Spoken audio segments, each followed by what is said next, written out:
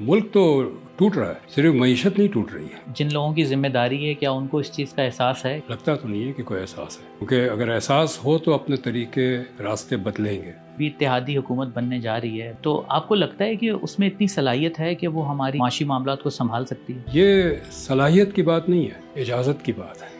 वो सियासतदान जिनका ऑक्सीजन किसी बंद कमरों से आता है, फिर वो फैसले वो करते हैं जो उन कमरे के बाशिंदों को फ़ायदेमंद हो। जिन बंद कमरों से ये फैसले आते हैं, क्या उनमें ये सलाहियत है? उनमें बिल्कुल नहीं है। अब हम तनख्वाहें भी कर्जों के पैसों से दे रहे हैं, फौजियों की तनख्वाह भी कर्जों के पैसों से आ रही है। सिविल सर्विस के अखराजात है और फौज के अखराजात है, ये दोनों कम करने पड़ेंगे। आधी मिनिस्ट्रीज बंद करनी पड़ेगी, लेकिन उससे बड़ा जो खर्चा है वो फौज का है। एक वो हिस्सा जिसका जंग से बराह रास्त ताल्लुक है और एक हिस्सा जिसका जंग से कोई ताल्लुक नहीं है। वहाँ तो बहुत कमी की जा सकती है।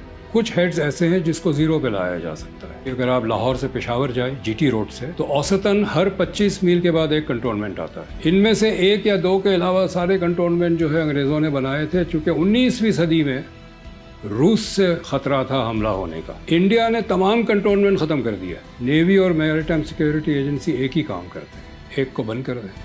नई नई गाड़ियां सड़क पे आती है, फॉरेन एक्सचेंज से इंपोर्ट होती है, और वो सारे फॉरेन एक्सचेंज कर्जों के। पेट्रोल इंपोर्ट करते हैं, वो भी कर्जों से करते हैं। कर्जों के बुनियाद पे ये जो ऐश व आराम की हम जिंदगी गुजार रहे हैं, ये हमें बंद करना पड़ेगा। 20-25 साल में तो खास तौर पे मईशत कर्जों पे चलाई गई है। ये ख्याल था कि आते रहेंगे डॉलर लिफाफों में।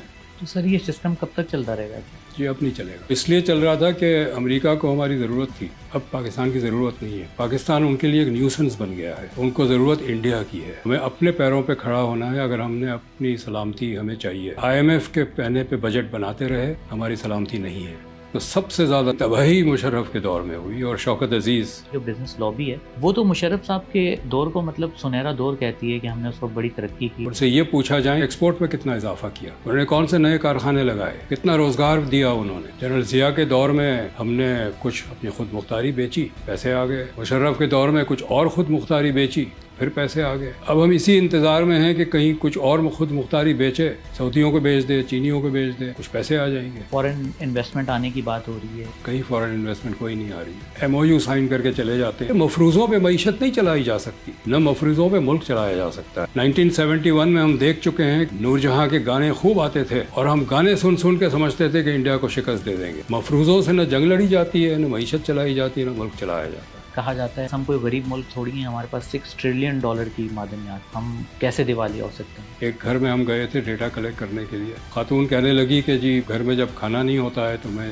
पानी चढ़ा देती हूँ चूल्हे पे। बच्चे रो रहे होते तो उनको कहती हूँ कि देखो पक रहा है, रो रो के सो जाते हैं, मैं चूल्हा बंद करके मैं भी सो जाती हूँ। ये वही बात है कि चूल्हा चुपे खाना चलाया हुआ है, पानी उबल रहा है, खाना आ जाएगा। डॉलर तकरीबन 280 रुपए पे ट्रेड कर रहा है, तो आपके ख्याल में ये इसकी रियल वैल्यू है? ये आर्टिफिशियल है। जो आपके रिजर्व्स हैं वो तो सारे कर्जों के हैं ना। जिस दिन कर्जे आने बंद हो जाएंगे तो आप अंदाजा लगा लें डॉलर का क्या रेट होगा। डिफॉल्ट होना किसी कंट्री का दी एंड तो नहीं होता, वो डिपेंड करता है। कुछ मुल्क टूट भी गए, किसी जंग में शिकस्त नहीं हुई रूस, उसकी मईशत बैठ गई।